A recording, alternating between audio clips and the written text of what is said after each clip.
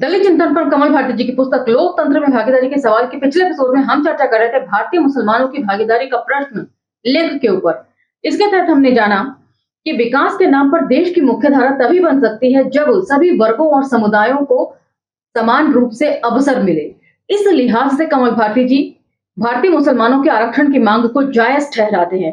साथ ही वे ये भी कहते हैं कि भारतीय मुसलमानों के आरक्षण की मांग को उठाकर सभी राजनीतिक दल जो हैं वो उससे फायदा उठाना चाहते हैं, खास तौर से बसपा, जिसने डॉक्टर मसूद को बहुत बेइज्जत तरीके से पार्टी से निष्कासित किया और उसके बाद उसकी मुसलमानों के आरक्षण की मांग खासी बेमानी जाहिर होती है। इन सब चीजों के ऊपर चर्चा हमने पिछले एपिसोड में कर ली थी। अब हम चर्चा को यहां से आगे लेकर चलेंगे और इसके अगले लेख की तरफ बढ़ेंगे। तो चलिए मेरे साथ।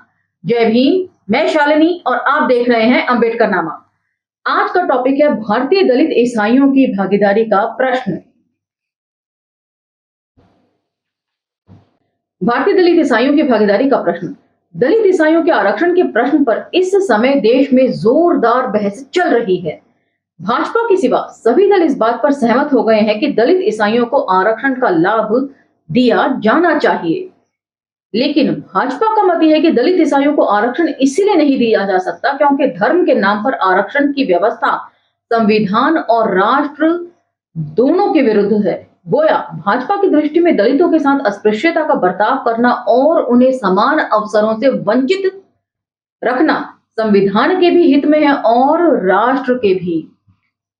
ताना मार रहे हैं भाजपाइयों को कमल भारती जी कि भाजपा के नजरिए में तो खाली दलितों को दबाकर रखना ही सबसे बड़ा राष्ट्र प्रेम का काम है। भाजपा ईडब्ल्यूएस के अलावा हर तरह के आरक्षण के खिलाफ रही है, यही इसकी राजनीति रही है और आज भी सरकार बनाने के बाद भी पिछले 10 साल से यही एक काम भाजपा कर रही है। भाजपा के शासनकाल के दौरान आप देख सकते हैं मुसलमानों और ईसाइयों पर कहां-कहां और कितने हमले हुए हैं। दलित तो खैर किसी गिनती में ही नहीं आते। भाजपा एक और अपनी दलित विरोधी छवि को दूर करने के लिए दलित महासम्मेलन कर रही है और दूसरी ओर कभी योग्यता तो कभी धर्म की आड़ लेकर दलितों के लिए आरक्षण की देशव्यापी विरोधी मुहिम चला रही है। दलितों के लिए कोई भी स्पष्ट नीति अभी तक भाजपा की नहीं बन पाई है। भाजपा की ये बात हम मान लेते हैं कि धर्म के नाम पर आरक्षण नहीं दिया जाना चाहिए, परंतु क्या भाजपा इस बात से इनकार कर सकती है कि दलितों के साथ अस्पृश्यता धर्म के आधार पर नहीं है? मतलब अस्पृश्यता जो है वो उनके धर्म में लिखी हुई है, धर्म ग्रंथों में कि अस्पृश्यता होनी चाहिए। क्या भाजपा इस सत्य को अस्वीकार कर सकती है कि दलित ईसाई, यहां तक कि दलित मुस्लिम और दलित सिख भी उसी हिंदू व्यवस्था की देन है जिससे दलित हिंदुओं का जन्म हुआ है? एक बेहद तार्किक प्रश्न यहाँ पर कमल भारती जी उठा रहे हैं, उसके ऊपर मंथन किए जाने की जरूरत है और मंथन करके कमेंट सेक्शन में मुझे जरूर बताइएगा कि आप क्या सोच रहे हैं। यदि नहीं तो दलित ईसाइयों का आरक्षण सिद्धांततः गलत कैसे हो गया? आगे सुनिए, ये आंकड़ा जो है 1994 का है दलितों का। कितनी बड़ी संख्या है दलितों की इस देश में। सुनिए, देश में 1,60,00,000 ईसाई दलित हैं, 6 करोड़ दलित मुसलमान हैं, 4 करोड़ के करीब सिख दलित हैं। यदि दलित बौद्धों और दलित हिंदुओं की संख्या भी जोड़ दी जाए तो संपूर्ण देश में दलित आबादी 40 करोड़ के भी ऊपर है। इस विशाल जन समुदाय को पैदा करने वाला हिंदू धर्म ही है। सम्मान के लिए दलितों ने हिंदू धर्म छोड़ा और वे ईसाई, मुसलमान और सिख और बौद्ध बने। किंतु यदि धर्मांतरण के बाद भी दलितों की सामाजिक हैसियत नहीं बदली और दलित ही भोगते रहे तो इसका एक कारण यह है कि भारत में सभी धर्म समाजों पर ब्राह्मणवाद का व्यापक प्रभाव पड़ा है। ईसाई मजहब भी इससे अछूता नहीं रहा। दलितों के धर्मांतरण की सच्चाई यह है कि उन्होंने स्वेच्छा से धर्मांतरण बहुत कम किया है, उन्हें बलपूर्वक अधिक धर्मांतरित किया गया है। तो पहले के लेखों में हमें पढ़ चुके हैं कि जब कोई हिंदू, सवर्ण हिंदू या ब्राह्मण हिंदू अपने फायदे के लिए धर्म परिवर्तन करता था तो उसके साथ साथ जो लिखा जाता था नोट, वो ये सब कुछ रिकॉर्ड किया जाता था कि कितने दलित रह रहे थे, कितने आदिवासी रह रहे थे, किस किस संख्या में इनका अनुपात था, उन सब का रिकॉर्ड जो है वो मेंटेन किया जाता था बाकायदा। और न चाहते हुए भी निचली जातियां जो थी उन्हें धर्मांतरित होना पड़ता था। इसके ठीक विपरीत सवर्णों तथा उच्च वर्गों ने स्वेच्छा से धर्मांतरण किया और धन जागीरे तथा सत्ता सुख पाने के लिए धर्मांतरण किया। किंतु ये सवर्ण तथा उच्च वर्गों के लोग जिस जिस धर्म समाज में गए वहां अपनी प्राचीन व्यवस्था को भी ले गए, जिसका परिणाम यह है कि वे धर्म समाज दो भिन्न समुदायों में विभाजित हो गए। दलित ईसाई इसी स्थिति का परिणाम है। उनके ईसाई होने के बाद एक तो हिंदुओं के दृष्टिकोण में परिवर्तन नहीं हुआ, वे धर्मांतरित ईसाइयों को अछूत ही समझते रहे और उसके साथ वैसा ही अस्पृश्यतापूर्ण व्यवहार करते रहे। दूसरे, धर्मांतरित ईसाइयों की भी मानसिकता नहीं बदली, वे अपने पूर्व संस्कार नहीं छोड़ पाए। उन्होंने राम कृष्ण आदि देवी देवताओं की भी पूजा की, तीर्थ यात्राएं भी की और ऊंच नीच की व्यवस्था को भी माना। जन्म, मृत्यु और विवाह के मामलों में भी उन्होंने हिंदू आचार विचार को माना। तो मतलब सिर्फ सवर्ण ही दलितों की इस गिरी हुई हालत के लिए या बदतर हालत के लिए जिम्मेदार नहीं है, दलित भी खुद अपनी इस बदतर हालत के लिए जिम्मेदार है। किंतु ईसाई मिशनरियों ने धर्मांतरित ईसाइयों के पूर्व संस्कारों के खिलाफ लड़ाई क्यों नहीं लड़ी? जब दलित धर्मांतरित होकर ईसाई बन गए तो ये ईसाई मिशनरियों का फर्ज था कि वे दलित ईसाइयों के लिए लड़ाई लड़ते, जो उन्होंने नहीं लड़ी। इसका उत्तर है, ईसाई मिशनरियों और शासकों ने सवर्ण हिंदुओं और उच्च वर्गों के हितों के खिलाफ जाना उचित नहीं समझा। वे हिंदुओं, विशेष रूप से ब्राह्मणों से बिगाड़कर न तो भारत में शासक बने रह सकते थे और न धर्म कार्य कर सकते थे। मतलब इतना बड़ा राजपाट मुट्ठी भर अंग्रेजों के लिए चलाना मुमकिन ही नहीं था यदि यहाँ के राजे रजवाड़े, ब्राह्मण, मंदिरों के पुजारी, मौलवी अगर उनको सहयोग नहीं करते। और अपने धर्म का प्रचार प्रसार भी वो इसीलिए कर सके क्योंकि इन सबका सहयोग उन्हें प्राप्त था।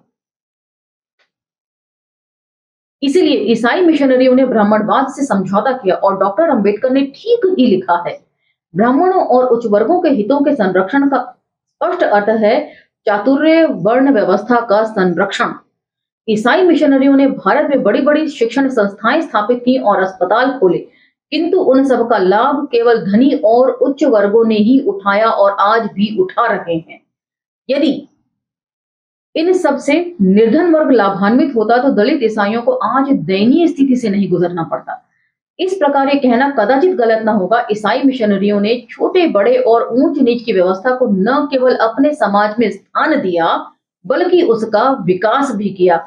और यही सारी बातें जो है कैथरीन मेयो ने अपनी पुस्तक मदर इंडिया में भी लिखी हैं और उसका पाठन करने के दौरान हमने इन सब के ऊपर भी खुलकर चर्चा करी थी।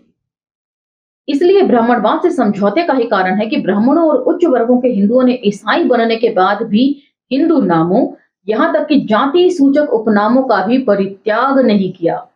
तो बेटा जो है वो सेंट स्टीफन कॉलेज में पढ़ रहा है और सेंट स्टीफन कॉलेज में उसके ऐसे कई दोस्त हैं या जानकार हैं जो क्रिश्चियन हैं और वो कन्वर्टेड क्रिश्चियंस हैं और उनके नाम जो है वो क्रिश्चियन वाले नहीं हैं, आज भी हिंदू संस्कारों वाले नाम वो रखते हैं। नाम नहीं लेना चाहूंगी, उससे आइडेंटिटी डिस्क्लोज होती है, जो सही बात नहीं है। ईसाई मिशनरियों ने उन्हें यह आजादी दी कि वे धर्मांतरित होकर भी अपने हिंदू नाम के साथ ईसाई नाम भी पीछे से जोड़ सकते हैं, जैसे कि राम जैकब, इस तरीके से। इससे न सिर्फ ये एहसास उन्हें जीवित रहा कि वे उच्च हैं, बल्कि इसी उच्चता को बनाए रखने के लिए उन्होंने दलित ईसाइयों के साथ अलगाव भी पैदा किया। पूंजीवाद इस उच्च वर्ग को बेहद पसंद आया और समाजवाद को इसने अपने पास तक नहीं आने दिया। अभी हाल में एक जनपद में वर्षों पहले ईसाई बने वाल्मीकि समुदाय के कुछ परिवार पुनः वाल्मीकि समाज में वापस आए, मतलब घर वापसी करी इन लोगों ने, जैसे कि भाजपा के लोग कहते हैं। तो एक पादरी ने टिप्पणी की कि बाइबल में लिखा है, पवित्र वस्तु कुत्तों को ना दो और न अपने मोती सुअरों के आगे डालो, ऐसा न हो कि वह उन्हें पांव तले रौंदे और पलटकर तुम्हें फाड़ डालें। तो ये एक पादरी के शब्द हैं वाल्मीकि समुदाय के लोगों के लिए। यदि आप दोबारा अपनी घर वापसी करते हैं हिंदू धर्म में, तो उनके लिए आप कुत्ते और सुअरों से ज्यादा कुछ नहीं है। जाहिर सी बात है, जो पादरी होकर इस तरह की सोच रखते हैं वो असल जिंदगी में भी ऐसे ही होंगे, और आप धर्मांतरित होकर ईसाई धर्म भी अपना लेंगे तो भी उनकी सोच में कोई बदलाव नहीं आएगा आपके लिए।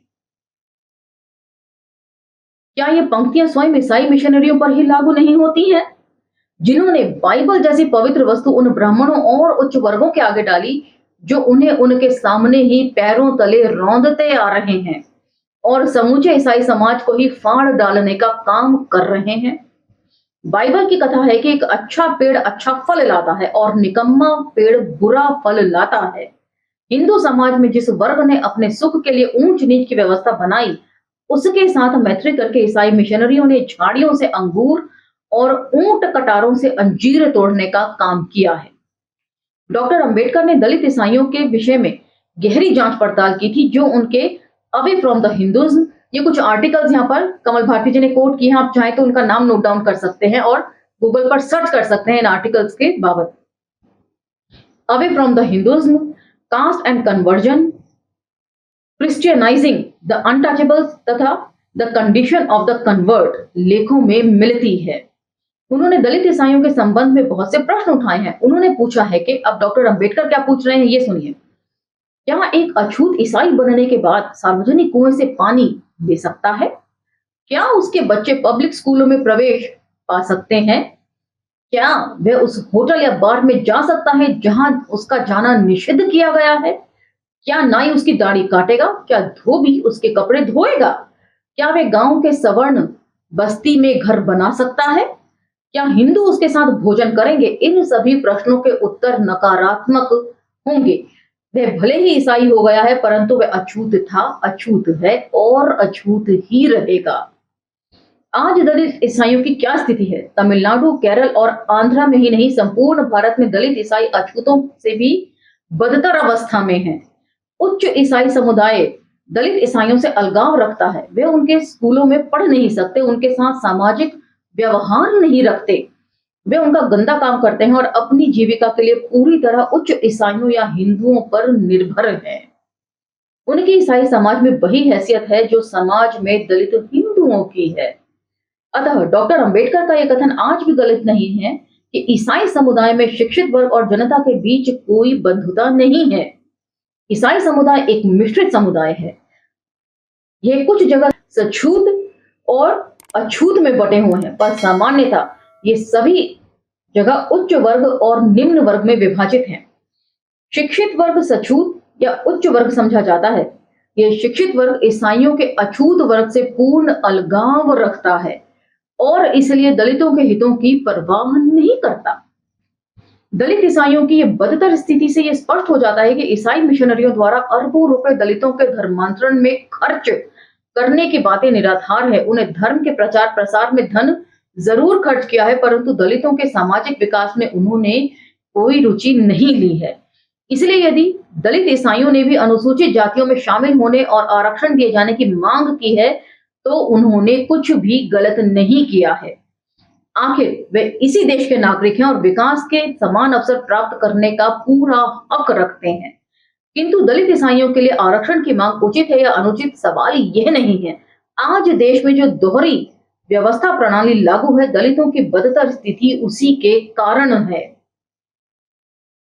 फिर चाहे ये समान अवसर के रूप में हो, शिक्षा के रूप में हो या न्याय प्रक्रिया के रूप में हो,